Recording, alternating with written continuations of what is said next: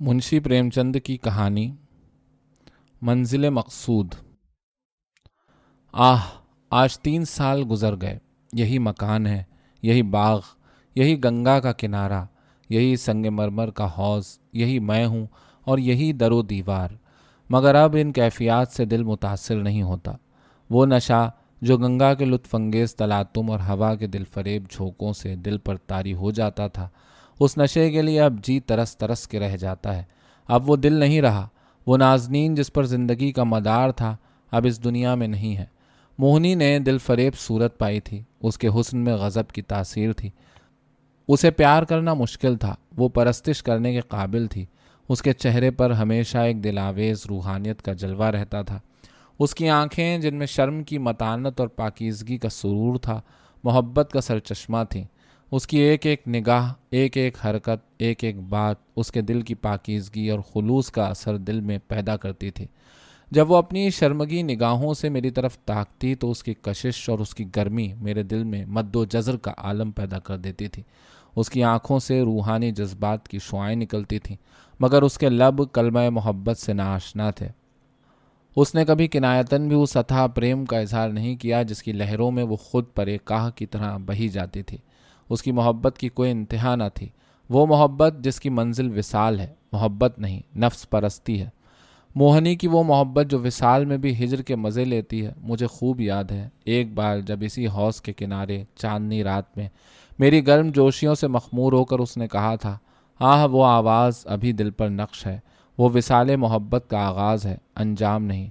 मसला उल्फत पर इससे शानदार, इससे ज़्यादा रफ़ी ख्याल कभी मेरी नज़र से नहीं गुज़रा। वो मोहब्बत जो निगाहों से पैदा होती और मुफारकत से शादाब रहती है, वो हवा के एक झोंके को भी बर्दाश्त नहीं कर सकती। मुमकिन है कि ये मेरी खुद सराई हो, मगर वो मोहब्बत जो बावजूद मेरी कमज़ोरियों के मोहनी को मुझसे थी, उसका एक कतरा भी मुझे सरमस्त करने के लिए काफ़ी था।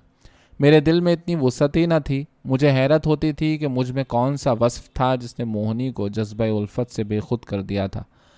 जसामत, हुस्न अखलाक, जौहर मर्दानगी, यही वो औसाफ हैं जिन पर मोहब्बत निसार होती है, मगर मैं उनमें से एक पर भी नाज नहीं कर सकता था। शायद मेरी कमज़ोरियाँ ही इस सोज़े उल्फत का बायस थीं।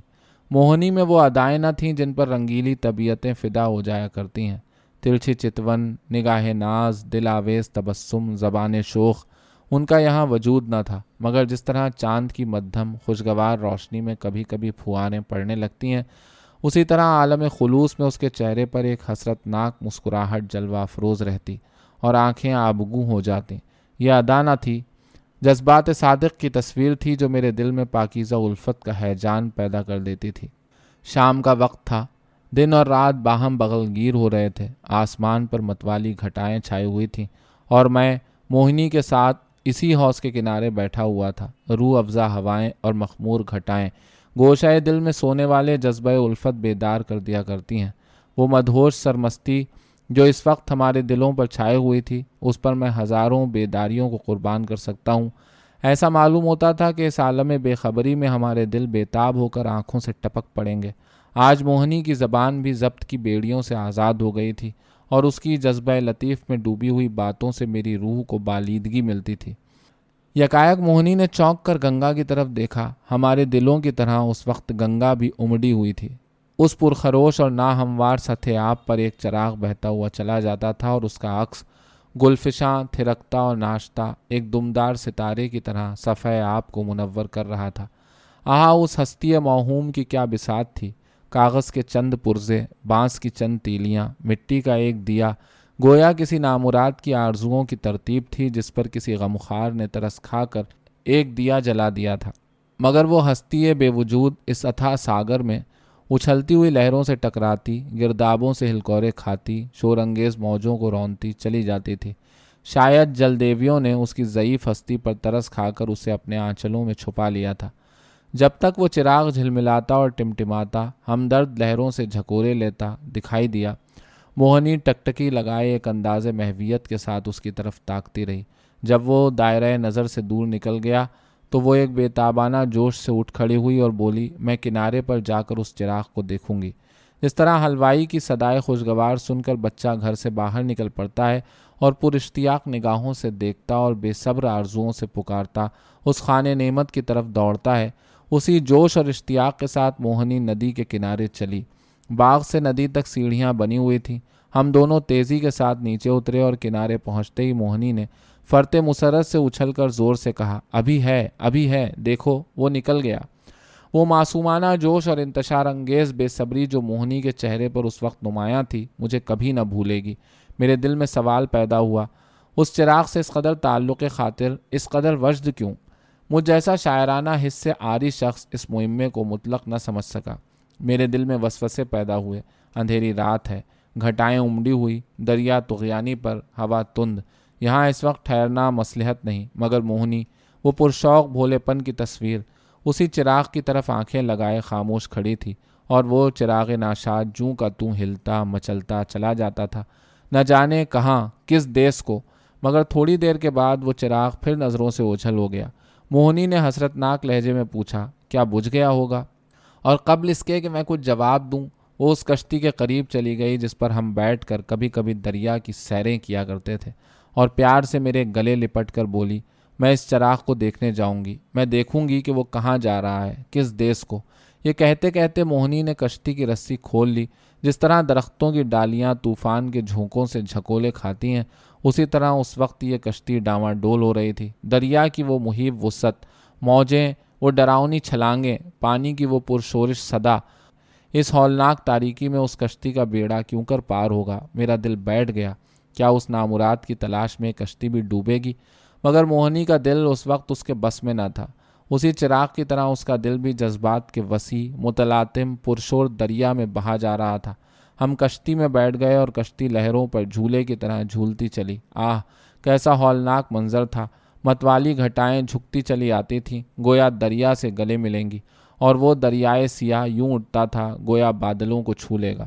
دہشت سے آنکھیں موندی جاتی تھیں۔ ہم تیزی کے ساتھ اچھلتے، کراڑوں کے گرنے کی آوازیں سنتے، سیاہ درختوں کا جھومنا دیکھتے چلے جاتے تھے۔ آبادی پیچھے چھوٹ گئی، دیوتاؤں کی بستی سے بھی آگے نکل گئے۔ یکایک موہنی چونک کر اٹھ کھڑی ہوئی اور بولی، ابھی ہے، دیکھو وہ جا رہا ہے۔ میں نے آنکھ اٹھا کر دیکھا، وہ چراغ جوں کا توں ہلتا مچلتا چلا جاتا تھا۔ اس چراغ کو دیکھتے ہم بہت دور نکل گئے۔ موہنی نے یہ راگ الاپنا شروع کیا، میں ساجن سے ملن چلی۔ کیسا دلسوز نغمہ تھا، اور کیسی پردرد رسیلی آواز، جذبے اور رقت میں ڈوبی ہوئی۔ نغمہ دلکش میں تخیلات کو بیدار کرنے کی زبردست قوت ہوتی ہے۔ وہ انسان کو عالم موجودات سے اٹھا کر عالم خیال میں پہنچا دیتا ہے۔ میری نگاہ خیال میں اس وقت ندی کی پرشور لہریں، لبے ساحل کی جھومتی ہوئی ڈالیاں، سنسناتی ہوئی ہوا، سب متشکل نظر آتی تھیں، اور سب کی سب تیزی سے قدم اٹھائے چلی جاتی تھیں، اپنے ساجن سے ملنے کے لیے اشتیاق اور الفت سے جھومتی ہوئی ایک نازنین کی دھندلی خوابی تصویر۔ ہوائیں، لہروں میں، درختوں کے جھرمٹ میں محو خرام نظر آتی تھیں، اور وہ جاتی تھی ساجن سے ملنے کے لیے۔ اس نغمے نے سارے منظر پر اشتیاق کا جادو پھونک دیا۔ میں ساجن سے ملن چلی۔ ساجن بست کون سی نگری، میں بوری نہ جانوں، نہ مجھے آس ملن کی اس سے، ایسی پریت بھلی، میں ساجن سے ملن چلی۔ موہنی خاموش ہوئی تو چاروں طرف سناٹا چھایا ہوا تھا، اور اس سناٹے میں ایک بہت مدھم، رسیلی، خواب انگیز آواز افق کے اس پار سے، یا دریا کے نیچے سے، یا ہوا کے جھونکوں کے ساتھ آتی ہوئی گوشے خیال میں سنائی دیتی تھی۔ میں ساجن سے ملن چلی۔ میں اس نغمے سے اس قدر متاثر ہوا کہ ذرا دیر کے لیے مجھے خیال نہ رہا کہ کہاں ہوں اور کہاں جا رہا ہوں۔ دل و دماغ میں وہی راگ گونج رہا تھا۔ دفتن موہنی نے کہا، اس چراغ کو دیکھو۔ میں نے چراغ کی طرف دیکھا، اس کی روشنی ماند ہو گئی تھی، اور مایہ زندگی ختم ہو چلا تھا۔ آخر وہ ایک دفعہ ذرا بھبکا اور گل ہو گیا۔ جس طرح پانی کی بوند دریا میں گر کر غائب ہو جاتی ہے، اسی طرح تاریکی کی وسعت میں اس چراغ کی ہستی غائب ہو گئی۔ موہنی نے آہستہ سے کہا، اب نہیں دکھائی دیتا، بجھ گیا۔ یہ کہہ کر اس نے ایک ٹھنڈی سانس لی۔ جذبات درد امڑ آئے، رقت سے گلا پھنس گیا۔ زبان سے صرف اتنا نکلا، کیا یہی اس کی منزل مقصود تھی؟ اور آنکھوں سے آنسو گرنے لگے۔ میری آنکھوں کے سامنے سے پردہ سا ہٹ گیا۔ موہنی کی بے چینی اور اشتیاق، بے صبری اور افسردگی کا راز سمجھ میں آ گیا، اور بے اختیار میری آنکھوں سے بھی آنسو کے چند قطرے ٹپک پڑے۔ کیا اس پرشور، پرخطر، طوفانی سفر کا یہی منزل مقصود تھا؟ دوسرے دن موہنی اٹھی تو اس کا چہرہ زرد تھا۔ اسے رات بھر نیند نہیں آئی تھی۔ وہ تباً شاعرانہ جذبات کی عورت تھی۔ رات کے اس واقعے نے اس کے درد مند ذکی الحس طبیعت پر بہت اثر پیدا کیا تھا۔ ہنسی اس کے ہونٹوں پر یوں ہی بہت کم آتی تھی، ہاں چہرہ شگفتہ رہتا تھا۔ آج سے وہ شگفتگی بھی رخصت ہوئی، ہر دم چہرے پر ایک حسرت سی چھائی رہتی اور باتیں جگر خراش رقت آمیز ہوتی تھیں۔ میں اس کے دل کو ان خیالات سے دور رکھنے کے لیے کئی بار ظرافت آمیز قصے لایا، مگر انہیں اس نے کھول کر بھی نہ دیکھا۔ ہاں میں جب گھر پر نہ ہوتا تو وہ شاعری کی تصنیفیں دیکھا کرتی، مگر اس لیے نہیں کہ اس کے پڑھنے سے کوئی لطف حاصل ہوتا تھا، بلکہ اس لیے کہ اسے رونے کے لیے کوئی خیال مل جاتا تھا۔ اور وہ اشعار جو اس زمانے میں اس نے کہے سوز و گداز کے نغمے ہیں، کون ایسا بشر ہے جو انہیں پڑھ کر اپنے آنسو روک لے گا۔ وہ کبھی کبھی اپنے اشعار مجھے سناتی اور جب میں لذت درد سے وجد میں آ کر داد دیتا تو مجھے اس کی آنکھوں میں روحانی مسرت کا نشہ نظر آتا تھا۔ ظرافت اور رنگینی ممکن ہے بعض طبیعتوں پر اثر نہ پیدا کر سکے، مگر وہ کون سا دل ہے جو سوز کے جذبات سے پگھل نہ جائے گا۔ ایک روز ہم دونوں اسی باغ کی سیر کر رہے تھے، شام کا وقت تھا اور چیت کا مہینہ۔ موہنی کی طبیعت آج شگفتہ تھی، بہت دنوں کے بعد آج اس کے لبوں پر مسکراہٹ کی جھلک دکھائی دی تھی۔ جب شام ہو گئی اور پورنماشی کا چاند گنگا کی گود سے نکل کر اوپر اٹھا تو ہم اسی حوض کے کنارے بیٹھ گئے۔ یہ مولسریوں کی قطار اور یہ حوض موہنی کی یادگاریں ہیں۔ چاندنی میں بساط آئی اور چوپڑ ہونے لگی۔ آج طبیعت کی فرحت نے اس کے حسن سبیہ کو چمکا دیا تھا اور اس کی دلاویز شرارتیں مجھے مخمور کیے دیتی تھیں۔ میں کئی بازیاں کھیلا اور ہر بار ہارا۔ ہارنے میں جو لطف تھا وہ جیتنے میں کہاں۔ سرخوش رہنے میں جو لطف ہے وہ چھکنے اور متوالے ہونے میں نہیں۔ چاندنی خوب چھٹکی ہوئی تھی۔ یکایک موہنی نے گنگا کی طرف دیکھا اور مجھ سے بولی، وہ اس پار کیسی روشنی نظر آ رہی ہے؟ میں نے بھی نگاہ دوڑائی۔ چتا کی آگ روشن تھی، لیکن میں نے ٹال کر کہا، ملاح کھانا پکا رہے ہیں۔ موہنی کو یقین نہ آیا، اس کے چہرے پر ایک حسرت ناک مسکراہٹ دکھائی دی اور آنکھیں آبگو ہو گئیں۔ ایسے دلخراش نظارے اس کے ذکی الحس اور دردمند دل پر وہی اثر کرتے تھے جو لو کی لپٹ پھولوں کے ساتھ کرتی ہے۔ تھوڑی دیر تک وہ خاموش بے حس و حرکت بیٹھی رہی، پھر غمناک لہجے میں بولی، منزل مقصود پر پہنچ گیا۔